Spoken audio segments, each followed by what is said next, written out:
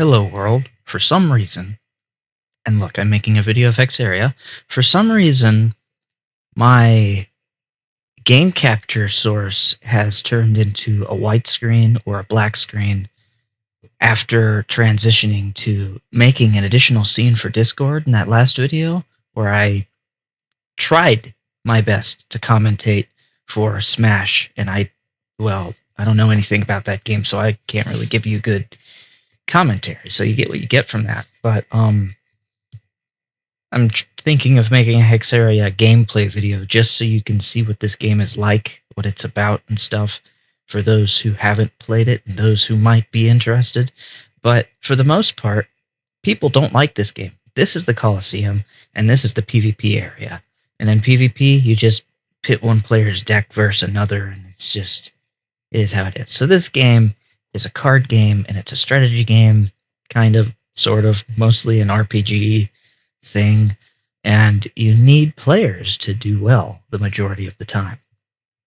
So it's just it's weird. So I would use alts if you don't have anybody, because alts are the better way to go about it and do stuff, but you have to do that simultaneously. But it's a grindy experience until you get started, unless you have like a shall we say, a generous patron, you know, like Horsey or something, or not patron, but you know, he has the word, and I forget the word, and I always think of patron, but it's not patron, it's something else. Okay, he said it in that feather video. I don't know. I don't know what's wrong with my brain. It's just not working. But anyway, this is the town. This is not where you start, and I'm level 30. And I have played this for a very long time. I have 5,000 wins in PvE. That was a long grind. This game came out in 2016 or so, but I only started playing it in 2017 or something along those lines, maybe even 2018. But I definitely was not a pioneer. I definitely did not start off with it. In the beginning of the game, whenever you join, you get a tutorial island. And in Tutorial Island, it takes you through some stuff. You can skip Tutorial Island by leaving and rejoining if you want. But Tutorial Island gives you a free one of these, a Genesis deck, that would cost you 150 gold bits. I don't know what that is. It's something. But that's what you get. And you use that for the basic currency of the game. These are, I don't know what they are, but they're premium currency. And we're just going to call it that. So over here on this right side menu, you have your cards, you have your backpack, you have the map, which is mostly useless most of the time. It's just a thing you look at, and it's for lore value and stuff. This green silhouette is for friends. You can see them online and join them if you want to, unless they're in a restricted space. This is your shop icon, where you can waste money because these are not worth it, but you know, if you want to, you can do that. Maybe you find it useful, I don't know. And you can make yourself look nice if you want to. I would say the most value you get from that is vanity, if you care for that. And then there's party menu. You can select people like this. Just click on them. And you have to be near enough to them to click on them. But whenever you click on them, you get all these basic stats. You get the level, you get the title, you get these various things, and you can trade and invite a party if you want to. And that's where your party shows up. In the party, as a party leader, you don't have to create party, by the way. You can just invite people and it will automatically create it for you. But you can use this to do raids and stuff together. The party leader will start it, and other people will have the option to join you. And if they don't make it to your server, they can go here and click Join Party Leader from this option. That doesn't show up because I'm the party leader, but that's there. And then there's this 3 dots, which is promotional codes. I don't know the promotional codes. Maybe you can find it from the community. There's not many people play this anymore because it's pretty old and it's pretty grindy, and I don't know. There's a lot of people that don't like this game, but I found it pretty unique for the time that it was there, like 2016, 2017. Roblox is usually full of a bunch of copy-pasted mobile app games or tycoons or obstacle courses or various things, and I found this kind of game to be very interesting for that standard, because it's different. But that's just me. And this is the settings menu. This is a more recent thing, so I don't know too much about it, but you can go through here and change stuff as you like. Save settings. And down here, this is basically your bestiary. Enemies that you've encountered and enemies that you've beaten. They just exist here, like the weak skeleton. You kill them more, you get more of their details, I think. Could be wrong about that, because I definitely, let's see, I definitely did not kill Catherall, so I don't know. Maybe it doesn't work that way. Maybe you just get their stats. Maybe you don't. I don't know. It's been a while. But anyway, you get these stuff in your bestiary for the things you've discovered and whatnot. And then all the way down at the bottom, you get your version number. You can't click on it for some reason. I thought you could, but you can't. So over here in the cards menu, you can create decks. You can search decks by their name. And I have a lot of decks that probably don't even need to exist because I'm not a well-optimized player at all. I suck at this game in terms of strategy, but you go in here, you create a deck. This is what is in your deck at the moment. You can search for card names like Berserk, which will show you the letters that you typed in, and that's Berserk Stance. And then you can go to all cards, and this will show you all the cards that you have, all the cards that you have available. And every deck used to have a maximum of 40 cards. Now they have a maximum of 50 cards, so that's the difference now. And you can right-click on cards to see the description. Some of them tell you what they do, while others, like, let's say, not that one, but there's a rescan. Let's see, like this one, for example. It just shows you it's a reskin of Meteor Strike. It doesn't tell you what it does. So there are reskins that don't tell you what they do, but you can go to a Wikipedia for that. Hexaria has a dedicated Wikipedia for all of the different stuff if you really care for it. And as you can see, I have a bunch of rusty knives and a bunch of other things. I farmed this game a lot, and since I'm not good with the community market stuff, I've just given away a whole bunch of stuff. It looks like I just created a new deck by mistake. Anyway, so you can create decks like this. And it selected a deck because I have so many of them. And it just glitches. So that's a thing that they still haven't fixed, and they should fix. But anyway, so I have a summoner, a trapper, a low-cost deck, which is just cards that cost very little bit. So if you right-click on this one, down here, this is the bit count, or the bit number. This is the effect that it gives the target. This, I'm not sure. I think that might be effect, like this is a passive effect and it does damage over turns. But it might not be. It might be something else. This is a power-up. It gives you extra attack damage. Well, it doesn't give me extra attack damage, but gives someone else extra attack damage. If you look at the description, it gives the target a 40% attack buff and gives yourself a -10. You used to be able to use this on yourself, and it used to not give you a debuff. Or maybe it did, I don't remember. But you can't do that anymore. You can only use it on your friends. And then there's stuff like this, which just, I'm assuming this wall means that you place it on the ground, or maybe, actually, you know what? This, I think, might mean, hey, this is a tile effect. I mean, I'm going to be honest. I never really look at what these cards look like. I look at the picture and the bit count. Those are the most important things that you'll ever focus on in this game, I would think. These extra additional stats and whatnot, they don't really matter too much, because as you play the game, you kind of figure out what these things do.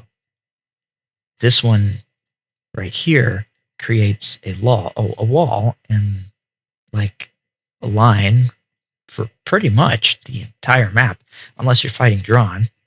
So Anyway, I'm going to just use the typical assault class. In the typical assault class, I have a lot of high value cards. A bit too much for fighting bandits, but I'll show you what it's like to fight bandits anyways. So these level 2 bandits have 20 health. They're the most basic enemy you'll fight.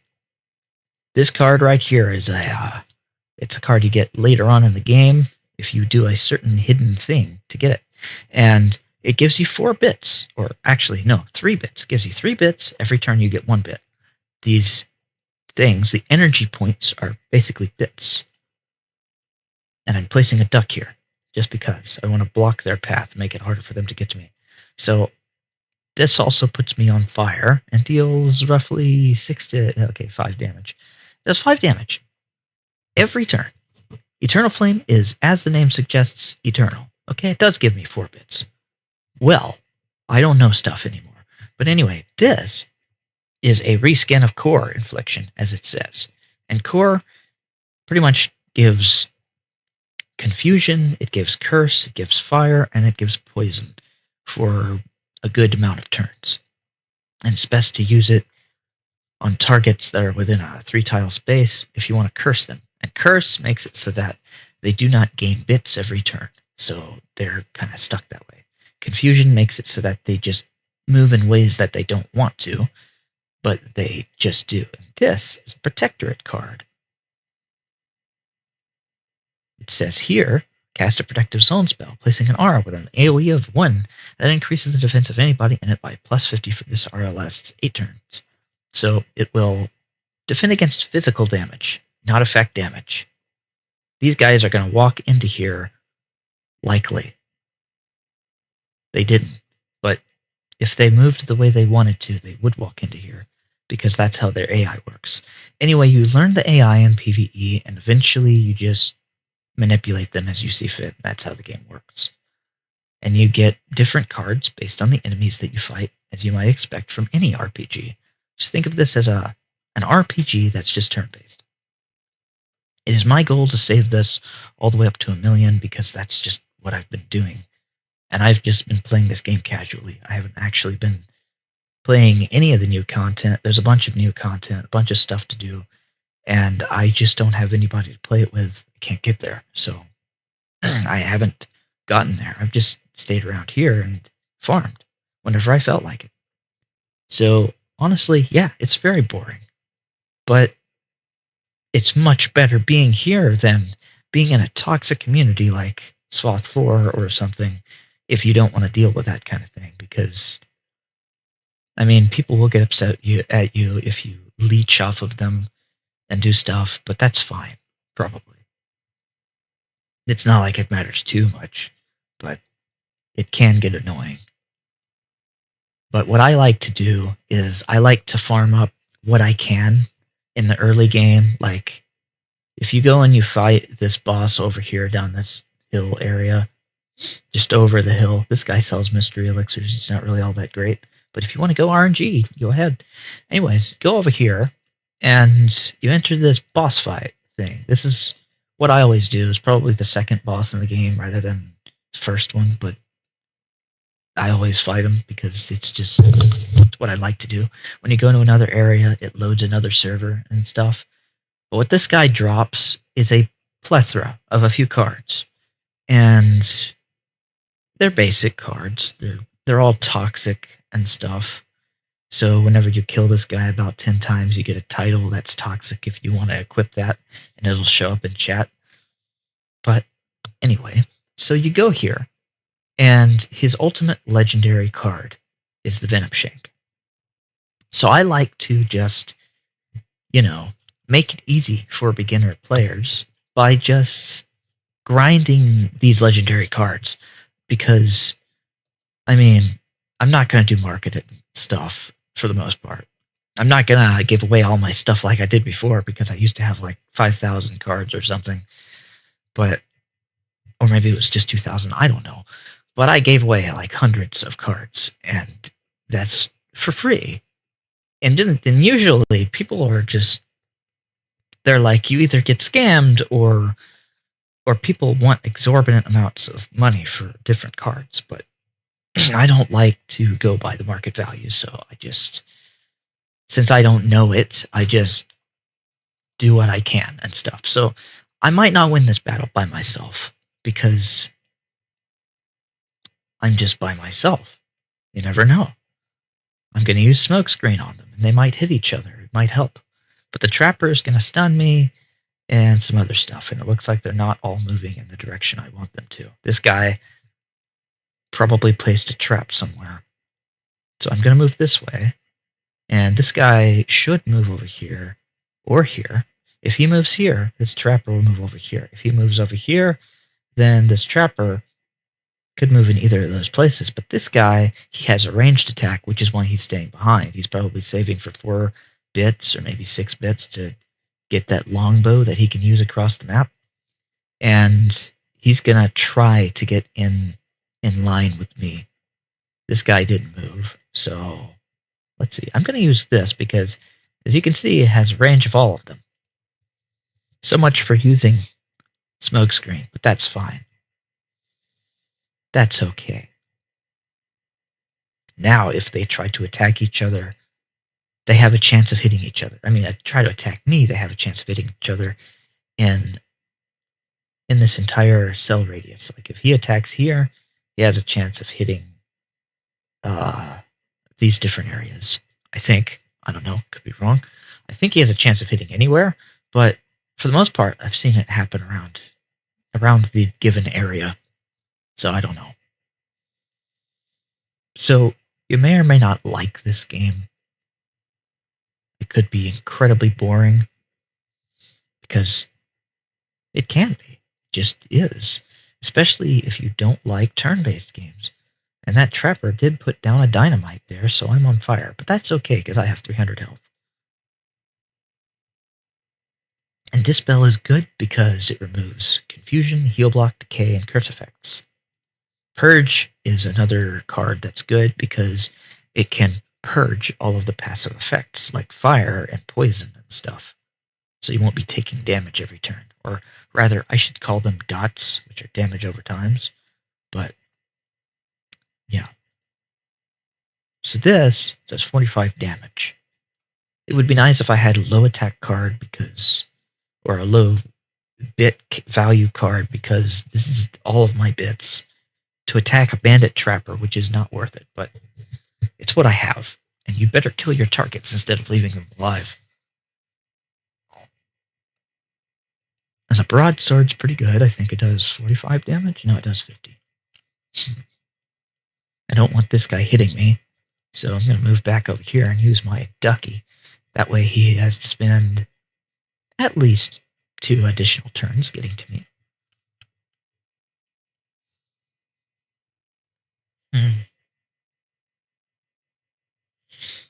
That does 25 damage, and then it does 3 additional turns, I think, of poison of 10 damage.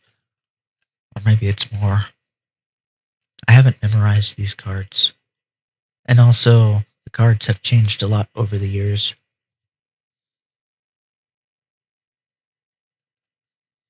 Alright, so whenever this guy gets down to 25 health or lower, he starts running around and placing bear traps everywhere, which is annoying. But you gotta do what you gotta do in the boss fight, so especially when you're by yourself.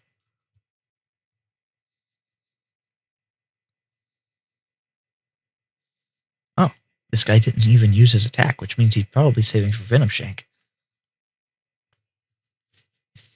Hopefully he misses. He missed. And it's not Venom. Venom Shank is supposed to deal more damage to targets that are already in toxic. And this is a Candy Shank. This is a reskin of it. Anyways. So let's see. There's probably a bear trap here. After this was removed, I would guess that maybe he put one there. But bear traps cost 1 bit. So every turn, I have to hover over him and see what his bits are. He has 2 bits, and I don't remember how many he had over here. It doesn't look like he placed anything, but they're tricky. It does 30 damage each, so I gotta be really careful. I'm gonna get hit by this guy's venom. Wham! That's what Venom looks like. And that's why it's the noob sword. Especially since it's literally something you get at the beginning of this game, and it doesn't help very much in the later stages.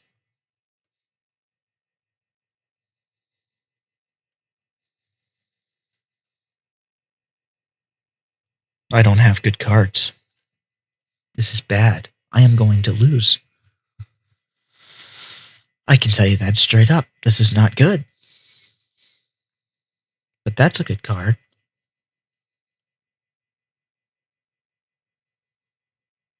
And that's a good card. Shadow Trade gives me bits for health. It's a gamble. That's what it is.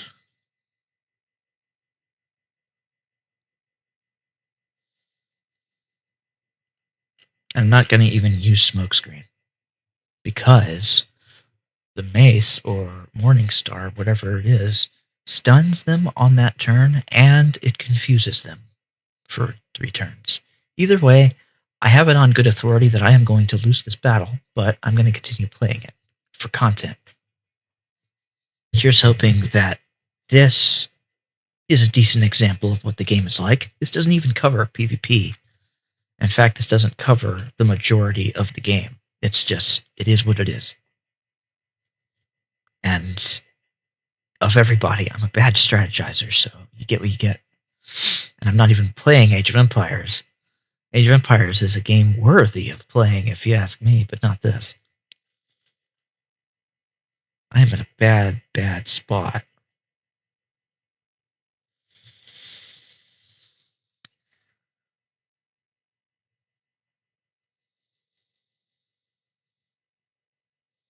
And I know I could optimize a deck and just be like, okay, this is the KOT deck. And I'm always going to draw these cards because the lower amount of cards you put in your deck, the more likely you are to get them. And if you dedicate a deck to being like, oh, hey, this is going to be good these rounds, this is what I need to kill this guy, and stuff like that. Like, for example, all you need to defeat the Trapper is a Club Smash, because it does extra damage to bandits, and a plus 25% buff. That's enough to kill him. Just that. And it's only 2 bits. It's all it costs. In fact, the 25% buff is 0 bits, and it happens at the end of turn. It's best in games like that, where you can lure the target to you, to just kind of sit there and actually on purpose lure them to you and manipulate their movements as best you can. Traps are very good because they go through all kinds of defense, any kind of defense. But you have to get the enemy to walk on them. And there is a card to make enemies move, but it's a chance, and it could fail. But just consider the majority of this game a gamble, but it doesn't mean that you will always lose. There is a great deal of strategy actually involved in this game, and you can make your battle always a victory if you have the right build. Like, for example, if I went against these elite bandits, there's a card called Explosive Arrow. I actually have it right here. It's an exploding arrow. It does 60 damage to the target and 45 to all of their enemies in an AoE of 1. Now, 45 by itself, if I had a 100% buff, for example, 45 by itself would do up to 90 damage. So these elite bandits have a maximum of 90 health. So I could just make a build where I give myself 4 25% buffs and wait for EA, which would be, I'm pretty sure that would be exactly just EA and 4 buffs, or something along those lines. You know what? Let me just go ahead and try that, just for the sake of doing it. See if it works. So 4 of those, and 1 exploding arrow, because I'm pretty sure you start with 1 bit, so that would just take 4 turns. What was that? I didn't even read what that was called. I'm going to have to look. Opaque Wizard is probably it, because I didn't see that here before. Okay, so that's 5 cards. I'm going to be using all of these to kill these enemies. So I need them to both get right up next to me. Yep, I start out with 1 bit. It's going to take exactly 4 turns if this goes out exactly as planned. So this is just to show that you can set up a deck, get all the cards you want, and you will guarantee yourself a victory. You can do that. This is not pure RNG.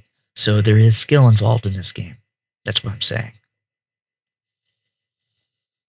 And the PvP is accessed via a certain guy near an airship at town, that town that I showed at the beginning. And you can just take that airship, talk to that guy specifically, and take the airship to the PvP zone. And it's just people's decks versus other people's decks. Note that levels do actually matter. They affect your health. Now, EA cannot be used in this range. Let me show you. It's errored here.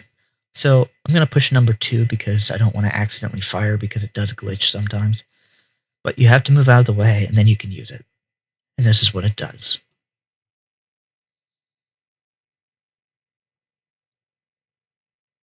So there you go. That's a guaranteed victory. That's a wooden club slam. And the wooden club slam is what you need to kill the trappers very easily. So anyway, I hope that that was a good enough kind of demo for what Hexaria is like. And I know that this would not be a good game for doing 2v2s, 1v1s, and stuff like that. For example, if you've never played this before, if you're not interested in this kind of thing, and if you just want to do something quick. However, I play this a lot whenever I do play it, and I find it fun, personally. It's a casual experience. It's not something that you go into and be like, oh, hey, I'm going to go hardcore, and this is going to be MLG and all this other kind of stuff. Unless you wanted to make it something like that. But I tell you, if you want that kind of gameplay, play Age of Empires. There's plenty of that stuff going on. I mean, they have tournaments for several thousand for the victors. Like Age of Empires has become something special that I never expected it to be. And I grew up with that game, but I never was good at it. And I'm not good at strategy games. But here you are. This is this. And look, there's I don't even know what this is, but legendary blade. What? Oh, you can get admonition nail. 8 pilfered soul. I'm gonna do that. Holy moly, that's a good card. I didn't know you could get that here. Do I have any more of those? I don't have the necessary cards. Well, let me just look at this. Darksteel dagger for 4. Okay. Well, you can get pilfered souls from fighting just about any boss randomly. Gonaku would be the best one to go for, I think, because Gonaku has 200 max health, and he kills all of his allies on the field. He's at the graveyard, and you can only see him at night. His door turns green at night, and anyway, Day's Cycle is actually important to some degree for that, but I believe it's only here that it's important, nowhere else in the game. Either way, if you enjoyed this video, leave a like. If you didn't, well, I don't know what to tell you, but I'm going to jump off the edge, and I'll see you next time.